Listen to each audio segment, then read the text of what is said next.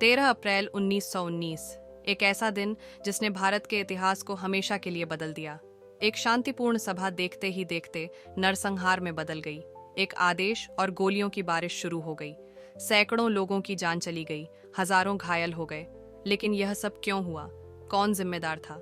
और इस घटना ने भारत की आज़ादी की लड़ाई को कैसे प्रभावित किया? आज हम जलियांवाला बाग हत्याकांड की असली कहानी को जानने का प्रयास करेंगे। 1919 का समय ब्रिटिश राज के दमन का एक और काला अध्याय लिख रहा था। उसी साल ब्रिटिश सरकार ने रोलाइट एक्ट पास किया, जिसे काला कानून भी कहा जाता है।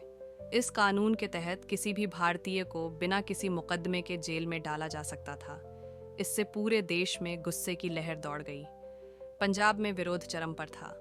10 अप्रैल को अमृतसर में ब्रिटिश सैनिकों ने निहत्थे प्रदर्शनकारियों पर गोलियां चला दीं, जिसमें कई लोग मारे गए।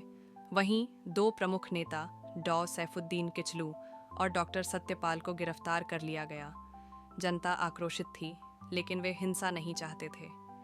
उन्होंने 13 अप्रैल को जलियांवाला बाग में एक शांतिपूर्ण सभा करने का निर्णय लिया। 13 अप्रैल का दिन बैसाखी का पर्व था। किसान, व्यापारी, महिलाएं और बच्चे, हजारों लोग वहां मौजूद थे, लेकिन उनकी तकदीर पहले ही लिखी जा चुकी थी। शाम के करीब 5 बजे ब्रिगेडियर जनरल डायर ने अपने 90 सैनिकों के साथ बाग में प्रवेश किया। बिना किसी चेतावनी, बिना कोई आदेश दिए उसने सैनिकों को गोली चलाने का निर्देश दिया। सैनिकों ने 10 मिनट तक लगातार फायरिंग की। करीब 1650 गोलियां चलाई गईं। बाग के चारों ओर दीवारें थीं, केवल एक संकरा रास्ता ही बाहर जाने का था। लोग भागना चाहते थे, लेकिन कोई रास्ता नहीं था। कई लोगों ने कुएं में छलांग लगा दी, गोलियों से बचने के लिए, लेकिन वहां उनकी मौत हो गई। जब गोलियां बंद हुईं, तब तक बाग लाशों से पट चुका था।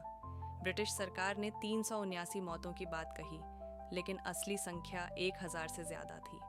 रतन देवी नाम की एक महिला पूरी रात अपने पति के मृत शरीर के पास बैठी रहीं।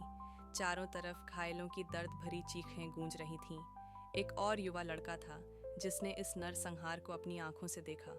उसका नाम था ऊधम सिंह, जिसने बाद में जनरल डायर के समर्थन करने वाले माइकल ओडवायर की हत्या करके इस हत्याकांड का बदला लिया।